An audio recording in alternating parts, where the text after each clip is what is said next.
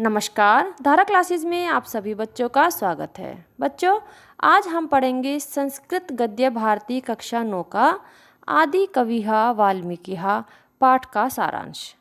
तो आइए शुरू करते हैं। इस पाठ का संस्कृत का हिंदी में अनुवाद की वीडियो हम पहले ही डाल चुके हैं और आज हम इस वीडियो में इस पाठ का सारांश पढ़ेंगे। तो सबसे पहला हेडिंग होगा हमारा संस्कृत साहित्य के आदि कवि। महाकवि वाल्मीकि संस्कृत साहित्य के आदि कवि हैं। सभी विद्वान और जन सामान्य इससे परिचित हैं।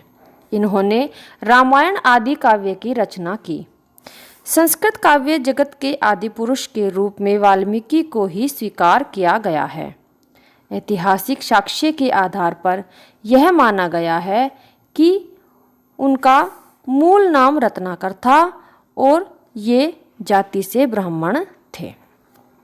अब दूसरा हेडिंग होगा वाल्मीकि का आरंभिक जीवन। हमने जब पाठ का संस्कृत का हिंदी में अनुवाद किया था तो आपने संस्कृत की जब हिंदी पढ़ी थी तो उनका प्रारंभिक जीवन कैसा था। ये एक डाकू थे, लोगों को लूट कर मारना इनका रोज का काम था। तो इसका हम अगला हेडिंग क्या बनाएंगे फिर, वाल्मीकि का प्रारंभिक जीवन।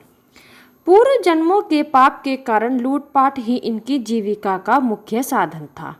एक दिन जंगल में वाल्मीकि किसी पथिक के आने की प्रतीक्षा कर रहे थे। पथिक यानी कि वो जंगल में बैठ जाते थे किसी कोने में छिपकर और राहगीर जो आने जाने वाले होते थे उनको लूटने का काम करते थे। तो ऐसे ही वो बैठे हुए किसी पथिक की प्रतीक्षा कर रहे थे। तभी इन्होंने एक मुनिवर को आते हुए देखा। तो उन्हें एक मुनि को आते हुए देखा।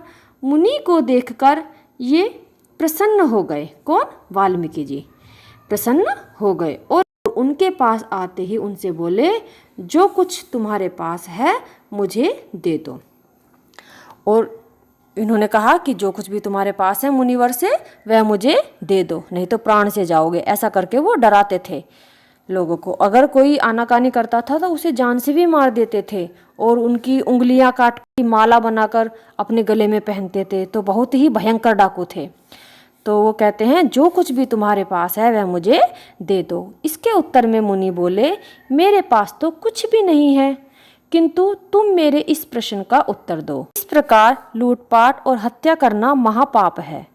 तुम इस पाप कर्म द्वारा जो कुछ भी धन अर्जित करते हो उससे अपने जिन परिवार वालों का पालन करते हो, क्या वे परिवार वाले तुम्हारे इस पाप कर्म के सहभागी होंगे?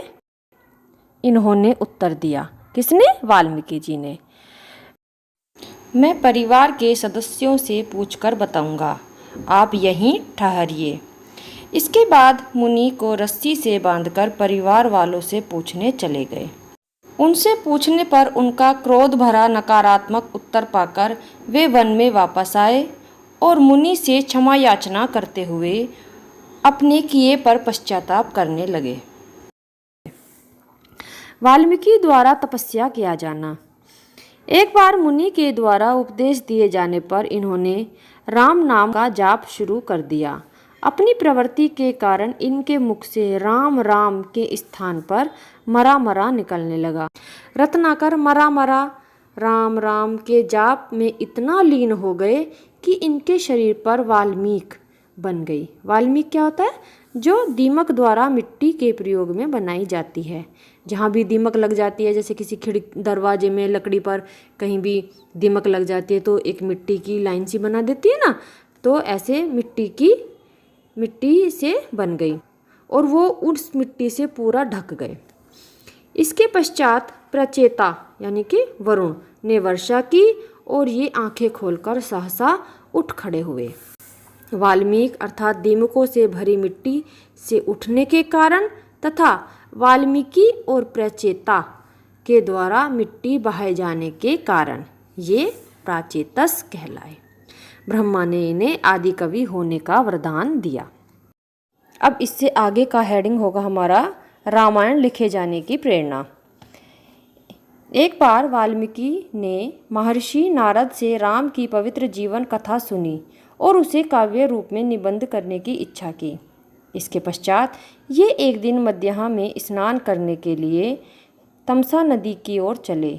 वहाँ इन्होंने क्रौंच पक्षियों के जोड़े में से नर क्रौंच को शिकारी के बाण से आहत और उसकी पत्नी क्रौंची को अपने पति की मृत्यु के शोक से उत्पन्न करुण स्वर में विलाप करते हुए देखा, जिसके कारण वहां मादा क्रौंची के करुण विलाप से महर्षि वाल्मीकि द्रवित हो उठे तथा उनके मुख से मानो शोक श्लोक के रूप में निकल पड़ा। महर्षि वाल्मीकि के मुख से निकला हुआ श्लोक छंदोबद्ध था, जो निम्न प्रकार है। माँ निषाद प्रतिष्ठाम त्वम गमा शाश्वती समः यत क्रौंच मिथुनादेकम अवधि काम मोहितम। मोहित क्रौंच युगल में से नर क्रौंच को तुमने वध किया है, इस कारण तुम बहुत समय तक प्रतिष्ठा को प्राप्त नहीं करोगे। उसी समय अचानक ब्रह्मा जी वहां पहुँचे और वाल्मीकि के मुख से निकले हुए इस छंदोबद्ध श्लोक को सुनकर वाल्मीकि को कुछ लिखने के लिए प्रेरित किया। महर्षि ने कहा, मुझे तो किसी भी विषय में ज्ञान नहीं है, भला मैं किसके बारे में क्या लिखूं। तब ब्रह्मा जी बोले, महर्षि नारद ने राम के जीवन के विषय में जो कुछ तुम्हें सुनाया था उसका वर्णन करो। मेरी कृपा से तुम्हें संपूर्ण रामचरित्र ज्ञात हो जाएगा तथा जब तक इस पृथ्वी पर समुद्र, पर्वत और नदियाँ रहेगी तब तक यह राम कथा प्रचलित रहेगी। तब योग शक्ति के द्वारा संपूर्ण रामचरित को जानकर वाल्मीकि ने गंगा व तमसा के मध्य तट पर बैठकर 7 कांड वाली रामायण महाकाव्य की रचना की। अतः वाल्मीकि संस्कृत के आदि कवि तथा उनके द्वारा रचित रामायण आदि काव्य के नाम से संसार में प्रसिद्ध हुई। तो बस बच्चों, आज की वीडियो में इतना ही। धन्यवाद।